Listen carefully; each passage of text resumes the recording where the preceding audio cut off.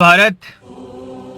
सादर प्रणाम करता हूं अपने सभी सनातन वंशियों को और आज अपने भारत वंश के सामने एक सत्य रखना चाहता हूं, एक आम आदमी के सामने भारत की सबसे बड़ी चुनौती का सत्य रखना चाहता हूं।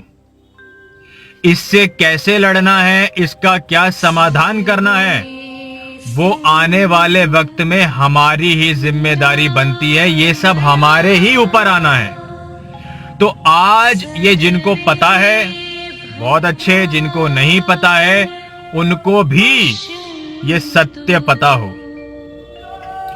आपको पता होगा कि भारतवर्ष में इस वक्त क्या चल रहा है। जिस तरह से भारत की संपत्ति को नष्ट किया गया, संविधान और लोकतंत्र की दुहाई लेकर कश्मीर से तकरीबन हमारे सारे सनातन वंशियों को घाटी छोड़कर भागना पड़ा। भारत ने 1947 से लेकर 2020 आज हम पहुंच चुके हैं। तकरीबन 5 जंग हम लड़ चुके हैं।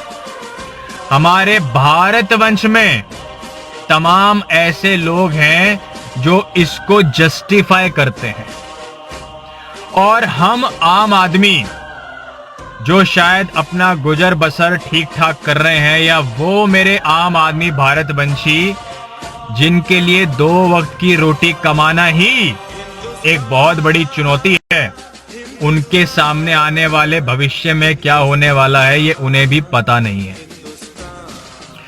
तो भारतवर्ष की इस वक्त जो सबसे बड़ी चुनौती है वो क्षेत्र रक्षण है, डिफेंस है। शायद जिसके बारे में आप और मैं कल्पना भी नहीं कर सकते कि आज हमारे भारतवंश की स्थिति क्या है। और ये सारी बातें मेरे जहन में नहीं थी, ना ये मेरा क्षेत्र रहा। मैं एक शारीरिक शिक्षक हूं और इसी क्षेत्र में कार्यरत हो रहा था। लेकिन जब मैंने अपने भारतवंश का माहौल बिगड़ते देखा तो मजबूर हुआ ये जानने के लिए कि आखिर में समस्या क्या है, हम कहां जा रहे हैं और हमारे साथ क्या होने वाला है। जब मैं डिफेंस की बात कर रहा हूं यहां पे आपसे, तो डिफेंस का मतलब आर्मी, नेवी, एयरफोर्स, सरकार, प्रशासन नहीं है। जब मैं डिफेंस की बात करता हूं तो आंतरिक सुरक्षा, भारत की जो ज्योग्राफिकल कंडीशंस हैं उसके अंदर का जो भाग है जहां हम रहते हैं, उसकी डिफेंस के लिए हमारे पास क्या समाधान है। क्योंकि समस्या बहुत बड़ी है और हमें पता ही नहीं है कि उससे हमें निजात कैसे पानी है। अब ये समस्या क्या है जरा वो सुनिए और इस पे गौर कीजिएगा। यह आपके भारतवंश का वर्तमान सत्य है जो आपको शायद मृत्यु तक ले जा सकता है। जब हम अपने क्षेत्र रक्षण की बात करें तो आज हमारे भारत में सामाजिक भेदभाव, सोशल डिस्क्रिमिनेशन चरम पर है, जहां कुछ पंथ के मानने वाले अपनी किताब का हवाला देकर सबको स्वर्ग भेजने के चक्कर में पड़े हैं, और वहां आपके वंश को ताक पर रख दिया है, जबकि आपकी वर्तमान जनसंख्या आपके ही घर में 100 करोड़ है। दूसरा है 12 करोड़ घुसपैठिए जो पाकिस्तान, बांग्लादेश, अफगानिस्तान और म्यांमार इन सब रास्तों से आए हैं और अभी भी आने की फिराक में हैं। 12 करोड़ है सरकारी आंकड़ा, और ये आपके भारत में घुस चुके हैं। तीसरा है टेररिज्म, आतंकवादी संगठन। भारत के हर एक कोने पर आज टेररिज्म बटालियंस लगी हुई हैं। 150 से भी ज्यादा आतंकवादी संगठन आपके भारतवर्ष को हाईजैक करना चाहते हैं, हथियाना चाहते हैं। और इसमें काम करने वाले टेररिस्ट की जो पॉपुलेशन है वो तकरीबन 2.5 लाख है। 2.5 lakh terrorist with weapons and a vision are behind your dynasty, your country, your motherland. Sikandar के घोड़ों की टापों ने इसके आगे अगर हम चलें तो जमीन विवाद, लैंड डिस्प्यूट भारत में अभी भी 47 से चल रहे हैं, जिसमें पीओके, सीओके और तमाम वो 16 देश जो भारतवर्ष का बंटवारा करके बने, जिसमें हमारे पड़ोसी कई मुल्क बनते हैं। भारतवर्ष से 16 देश बने हैं आज, जिनकी औसतन पॉपुलेशन तकरीबन 100 करोड़ के आसपास है। अब इसके आगे अगर आप चलें तो जो आपका एक वंश है, डायनेसिटी है, वो तकरीबन हर रोज 50 से 100 सिर्फ इसीलिए मारे जा रहे हैं क्योंकि आप एक सनातन के जानने वाले हो। मींस अगर मैं एक सनातन का जानने वाला पैदा हुआ हूं, एक त्यागी पैदा हुआ हूं, एक मातृभूमि का सपूत पैदा हुआ हूं, तो मैं एक इंसान ही कई लोगों की नजरों में ऑटोमेटिकली दुश्मन बन गया हूं।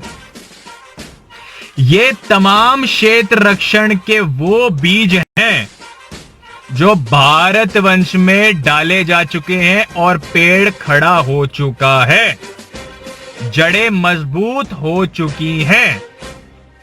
अब मुझे आप एक बात बताइए कि जहां इतनी सारी क्षेत्र रक्षण की समस्याएं हैं, इतना कुछ भारत वंश को आगे देखना है, वहां आम आदमी, मेरे जैसा एक नौजवान, इन सब से कैसे लड़ेगा और अपनी जान कैसे बचाएगा? एक प्रश्न सीधा सारे भारत वंश से पूछता हूं, युवा से पूछता हूं कि कैसे हम अपनी जान बचा सकते हैं, हमें क्या करना चाहिए? क्योंकि ये आपके भारत का वर्तमान सत्य है।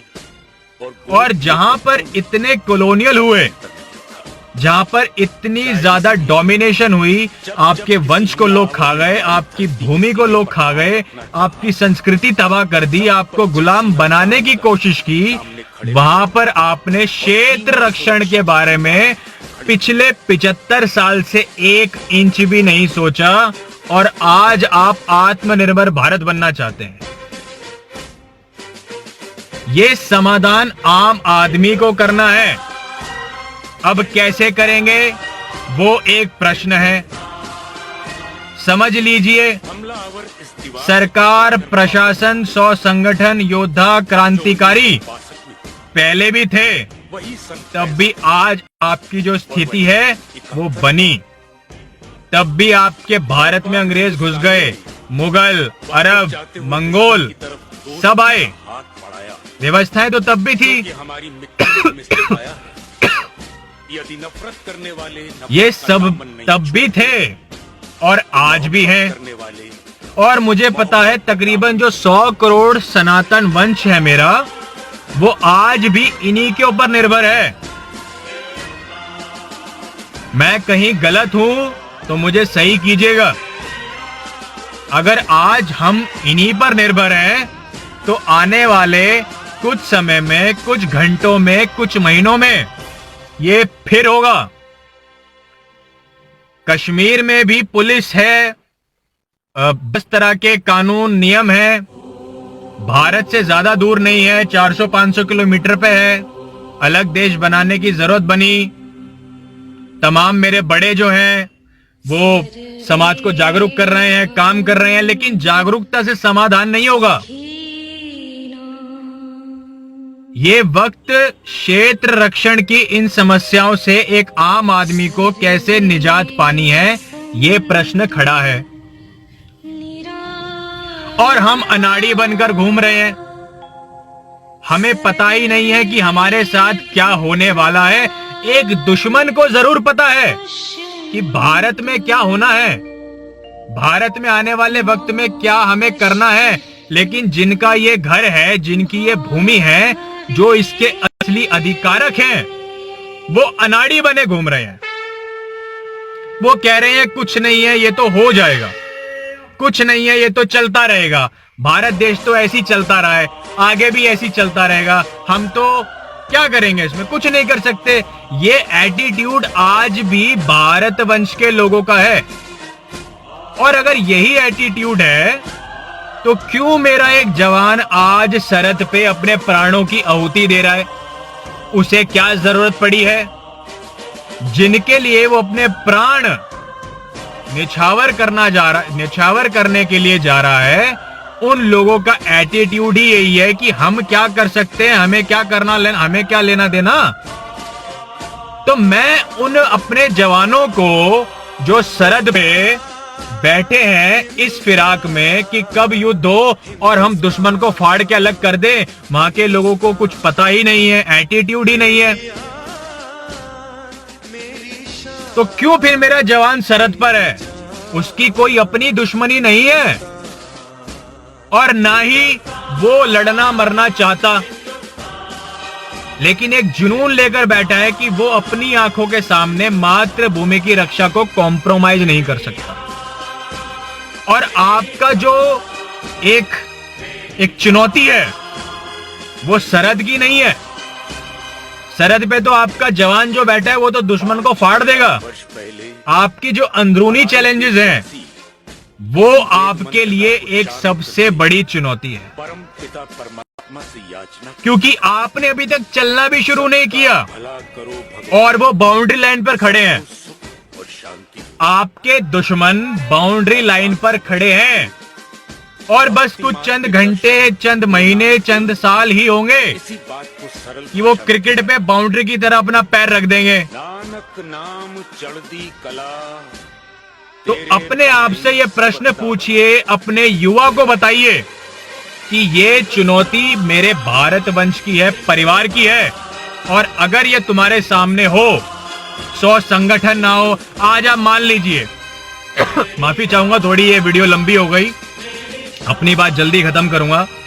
मान लीजिए आज सरकार ना हो, डिफेंस ना हो, सरहद पर हमारे जवान ना हो, मान लीजिए 100 संगठन ना हो, जुडिशरी ना हो, मीडिया ना हो, आपके देश में क्रांतिकारी ना हो, योद्धा ना हो लड़ने के लिए, और एक आम आदमी को, मेरे जैसे नौजवान को, जिसके पास कोई शस्त्र नहीं, कोई कानूनी हथियार नहीं, जो कोई बड़ा आदमी नहीं, सिर्फ एक छोटा मोटा आम आदमी है, 2 वक्त की रोटी चैन से खा रहा है, अगर उसे ही इन सब बड़ी चुनौतियों का समाधान करना पड़े तो कैसे करेगा?